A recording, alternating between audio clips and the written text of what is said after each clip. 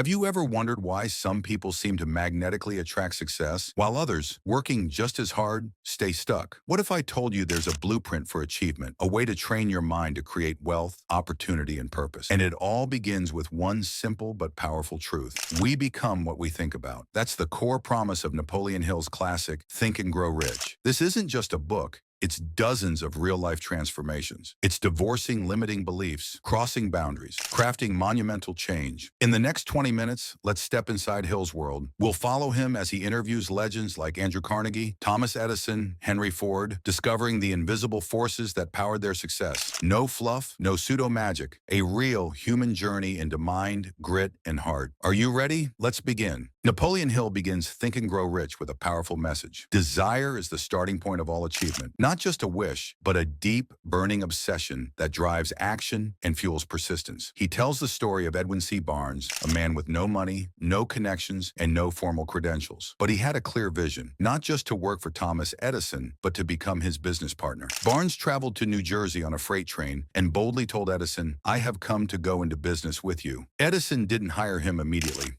Instead, Barnes started in a small, unremarkable role, but he stayed committed. When Edison needed someone to sell his new dictating machine, something no one else believed in, Barnes saw his chance. He sold it with such passion and success that Edison gave him an exclusive contract, officially making him a partner. The message is clear. Success doesn't begin with luck or talent. It begins with a clear, consuming desire and the willingness to pursue it relentlessly. If desire sparks the dream, faith is what keeps it alive, especially when obstacles arise. Hill describes faith as a deep belief in your goal's eventual success. It's not about blind hope, but programming your mind to believe in the outcome so fully that your actions align with it naturally. He illustrates this through Mahatma Gandhi, who led India's independence movement without weapons or political power. What he had was unwavering faith in the vision of a free India. That belief spread to millions, making Gandhi's influence more powerful than any army. Hill explains that this kind of belief can be developed. He offers a process. Write down your specific goal, state what you'll give in return, set a deadline, create a clear affirmation, and repeat it daily with emotion. This technique, autosuggestion, trains your subconscious to act with confidence and certainty. Faith in this sense is the foundation of every great achievement. Once you believe deeply in what you're working toward, your mind and actions move in harmony with your vision. Napoleon Hill calls autosuggestion the bridge between the conscious and subconscious mind, the tool that lets us intentionally influence our inner world. The idea is simple, but powerful. Your subconscious mind doesn't know the difference between reality and repeated thought. It accepts what you repeatedly tell it as truth, whether that's doubt or belief, fear or confidence. And once your subconscious accepts a thought, it begins working to make it real, even when you're not aware of it. Hill compares this process to planting seeds. Your conscious thoughts are like seeds dropped into the soil of your subconscious. And every time you repeat a thought with emotion, especially aloud, you're watering that seed.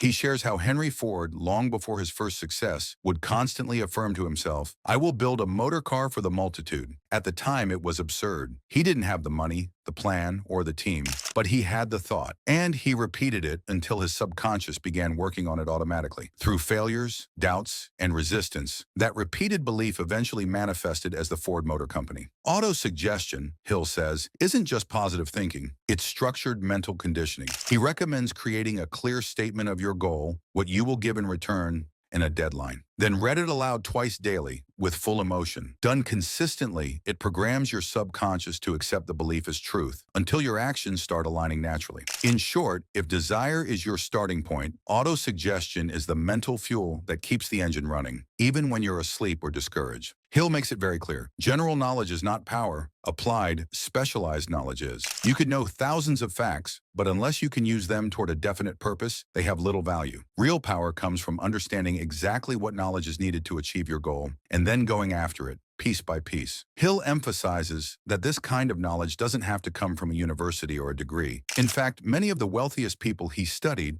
had little formal education. What they had was focus and a willingness to learn what mattered most to their specific vision. He gives the example of Andrew Carnegie, who built a steel empire by leveraging other people's expertise. Carnegie wasn't the most technically skilled man in the business, but he had the clarity to surround himself with engineers, economists, and managers who had the specialized knowledge he lacked, and that made him unstoppable. Hill suggests multiple ways to gain this kind of knowledge: books, mentorship, online resources, apprenticeships, real-world experience. What matters isn't where you learn, but that you're always learning, always growing toward your goal. And remember, your mind is like a toolbox. Specialized knowledge is the tool, and your definite purpose is the hand that swings the hammer. In Hill's words, imagination is the workshop where all plans are created. Desire is the fuel, but imagination is where that fuel is shaped into form. Everything that exists, every building, every business, every invention, began first as a thought in someone's imagination. Hill identifies two forms of imagination: synthetic imagination, rearranging old ideas into new combinations; creative imagination, receiving fresh ideas and inspiration from within, or even, Hill suggests, from the infinite intelligence of the universe. Henry Ford used synthetic imagination. He didn't invent the car, but he took what already existed and imagined a new possibility: a car for the common person. His innovation wasn't the technology, it was the vision of affordability and mass production. On the other hand, George Eastman, founder of Kodak, used creative imagination. Cameras already existed, but he dreamed up something entirely new: film that made photography easier, faster,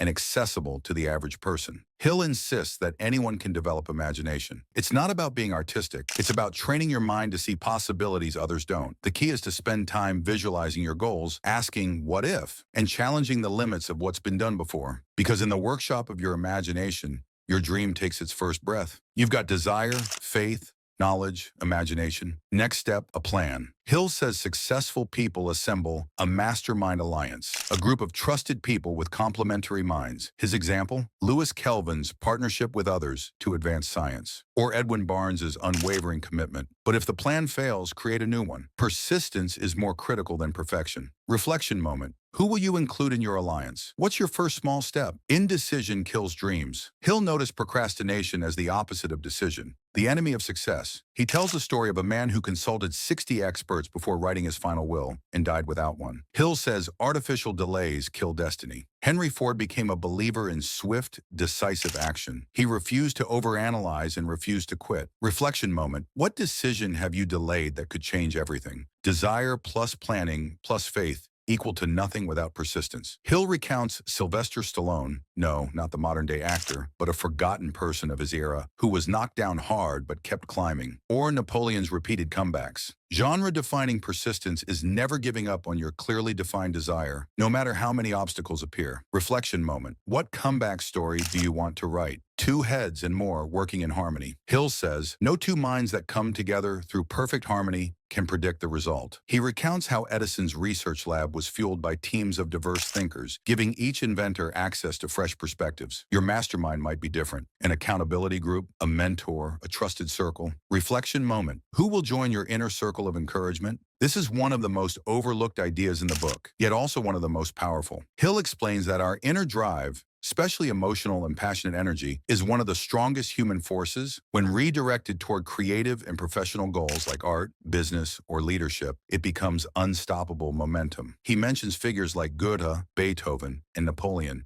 who transformed intense inner energy into world-changing achievements. Reflection moment. How can you channel your strongest inner drives into something meaningful and creative? It's not enough to fill your conscious mind with good now. You must feed your subconscious. Hill explains how repetition, affirmation, and emotion forms a bridge to access your subconscious and align it with your goals. He notes how personal tragedies suddenly cleared up old blocking beliefs once coached by a master coordinator of thought. Reflection moment. What emotional energy will you feed your subconscious tonight? Hill describes the brain as a broadcast and receive station, connecting with other minds. Your thoughts have electromagnetic vibrations. That's early 20th century science lingo, but the core is this: your brain seeks what you broadcast. Consciously think about what you need to attract: services, people, opportunity, and those vibrations align the universe toward you. Reflection moment. What vibration are you sending out into the world? The final step, the door to the temple of wisdom. After mastering the earlier principles, your subconscious begins to deliver impulses, ideas, hunches, sudden insights without reason. Hill calls it the sixth sense. He shares stories, inventors who woke with solutions to unsolvable problems, entrepreneurs with gut feelings that became million-dollar decisions. Reflection moment. Are you opening yourself to intuition? Start by listening. Here's Sarah, a nurse with a vision. She wanted to open a community clinic. She wrote her burning desire. She found mentors. She joined a mastermind of local healthcare workers. She affirmed daily. She failed 3 times at location searches, but she persisted. Then one day, when she least expected it, a physician asked, "Can I join you?" That was the sixth sense tipping in. Today, her clinic is thriving. The journey looked heavenly only in hindsight. It began with humble thoughts and relentless alignment. If you take only one thing away, your mind is not a victim. It's a creator. And with clear intention, emotion, and consistency, it becomes your most powerful ally. So here's the truth. Think and Grow Rich isn't just a book of tips. It's a way of thinking. It starts with a burning desire, fueled by faith and reinforced through daily affirmations. You feed your mind, build knowledge that fits your goal, and use imagination to shape your vision. You plan, decide, persist,